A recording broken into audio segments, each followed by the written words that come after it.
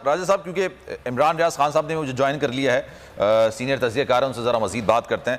इमरान भाई सर, ये फैसला आ चुका है अब और ये कहा गया कि 14 मई को इलेक्शंस आपने हर सूरत करवाने हैं। अच्छा, यही इसी तरह का फैसला आया था कि जनाब तारीख दें और तारीख देने के बाद डिसाइड करें, जो 90 रोज़ के अंदर हैं उसी में इंतखाबात होने हैं, लेकिन उसके बाद फिर 30 अप्रैल की तारीख का डिसाइड हुआ, लेकिन फिर ये आगे बढ़ गई 8 अक्टूबर की। उसके बाद ये मामला सुप्रीम कोर्ट में दोबारा गया और दोबारा जब ये डेट आई है तो 14 मई निकलकर सामने आ चुकी है। अब आपको यकीन है 14 मई को इंतखाबात हो जाएंगे? देखिए, मुझे पहले भी आईने पाकिस्तान पे यकीन था, मुझे आज भी आईने पाकिस्तान पे यकीन है और आइंदा भी आईने पाकिस्तान पे यकीन होगा। हुकूमत की नीयत इलेक्शन में जाने की हो या ना हो, इलेक्शन के अंदर तो जाना पड़ेगा, पब्लिक का सामना तो उन्हें करना पड़ेगा। कब तक आप इलेक्शन से भाग सकते हैं? मुमकिन नहीं है, मुमकिन नहीं है आप इलेक्शन से भागते चले जाएं और आपको इलेक्शन का सामना ना करना पड़े। ये एक आईनी रिक्वायरमेंट है और आपको इलेक्शन के अंदर आना पड़ेगा।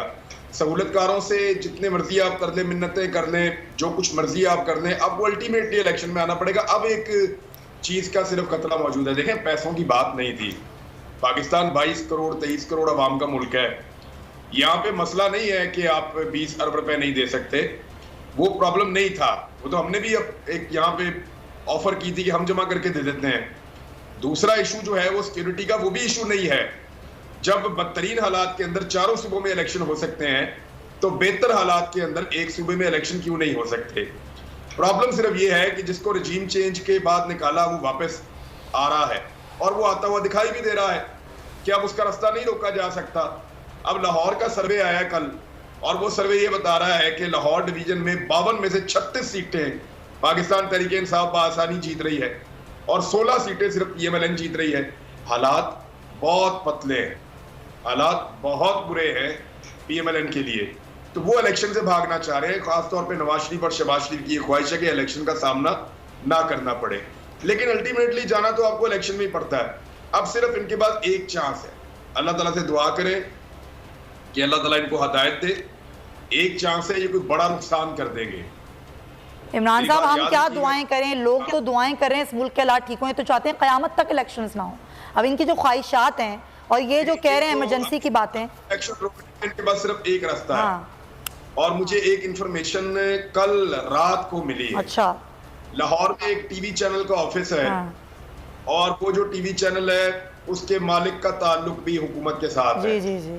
उसके ऊपर भी एक मसनूई हमले का मंसूबा बनाया गया है कि वहां पे भी एक मसनूई हमला किया जाएगा।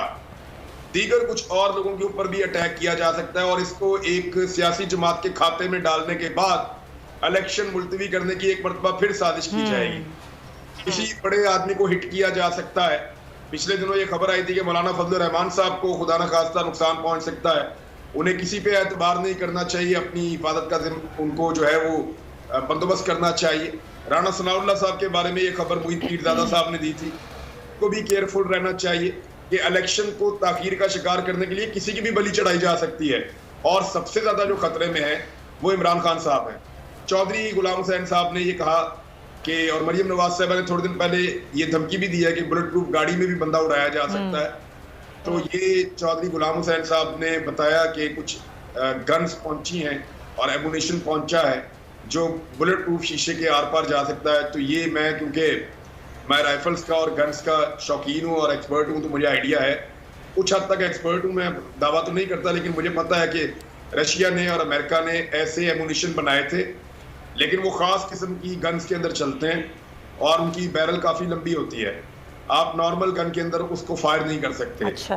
तो ये एक हकीकत है कि बुलेट प्रूफ को क्रॉस कर सकती है गोली, लेकिन वो खास बंदूक होती है और वो सबको बेचते नहीं है। वो बहुत महंगा हथियार है, वो सबको मिलता नहीं है। तो ये ज्यादा पाकिस्तान के इदारों को विजिलेंट रहना पड़ेगा, किसी साने के हम मुतहम्मिल नहीं हो सकते। वो स्टील की गोलियां कहते थे ना पहले उनको, तो नहीं, वो डिफरेंट है। वो इसको क्रॉस नहीं कर सकती, उसके लिए एक स्पेशल डिजाइन की है गोली जिसकी मुख्तलिफ परतें होती हैं और वो अपने आप को, गोली अपनी साख्त को तब्दील करती है हिट होने के बाद। मेरे ख्याल में लोगों को इतना बताना काफी है, ज्यादा उसमें ना जाए हम, और बस इतना काफी है। लेकिन ये ऐसे हथियार मौजूद हैं। गुलाम हुसैन साहब के बारे में लोग बातें कर रहे हैं, कोई लोग उन पर तनकीद कर रहे हैं, लेकिन अगर उनके बाद ये खबर है तो ये वही सहाफ़ी है जिन्होंने जुल्फिकार अली भुट्टो की फांसी से 4 दिन पहले बताया था कि इनको फांसी दे दी जाएगी। तो ये बात आप ज़हन में रखें कि खबर ऐसे ही आती होती है बाहर, बजाय इसके कि इमरान रियाज ये मुल्क है, ये इस तरह की खबरें आ रही हैं, अल्लाह ना करे कि ऐसी कोई सूरत हाल हो। मुल्क के इदारे कहाँ हैं, वो क्या कर रहे हैं? देखिए, मुल्क के इदारों की बड़ी रिस्पॉन्सिबिलिटी है इस वक्त, और उन्हें मुल्क को बचाने के लिए इस तरह के किसी भी हादसे को होने से रोकना है, ये उनकी रिस्पॉन्सिबिलिटी है। और खुदा न खास्ता आपको इस तरह का वाकया हुआ तो मेरी एक बात याद रखिएगा, इमरान खान साहब पे कोई भी खुदा न खास्ता हमला करता है ना, तो ये पाकिस्तान की एस्टेब्लिशमेंट पे हमला होगा।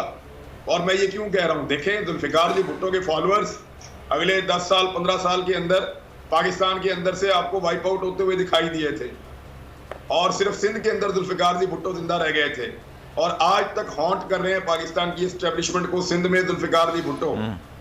इमरान खान के फॉलोअर 5 साल से शुरू होते हैं।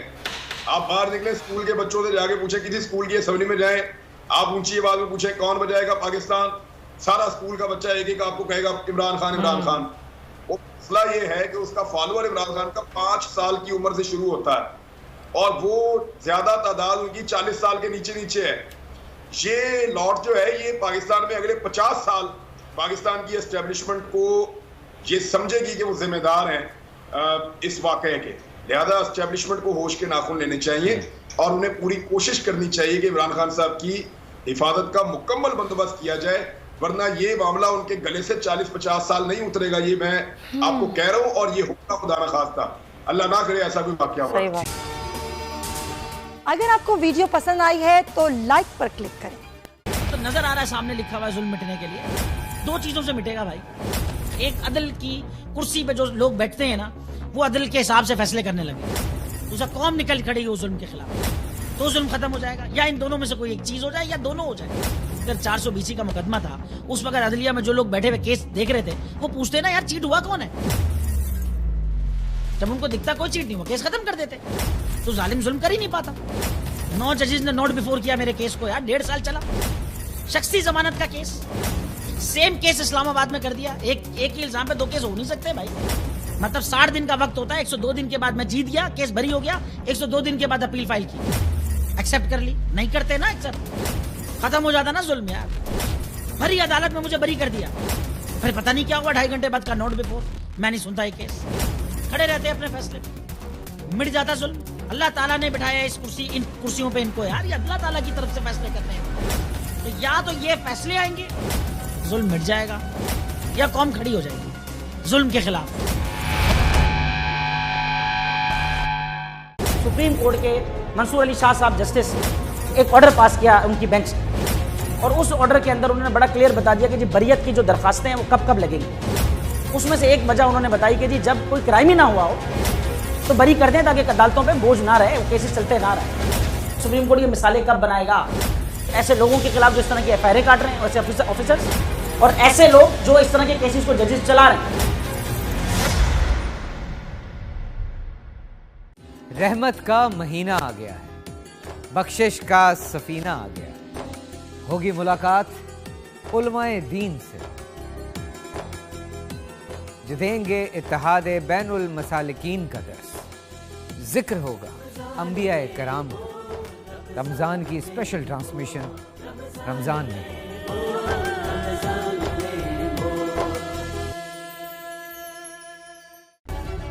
सब्सक्राइब करें और बेल दबाएं ताकि कोई खबर रह न जाए।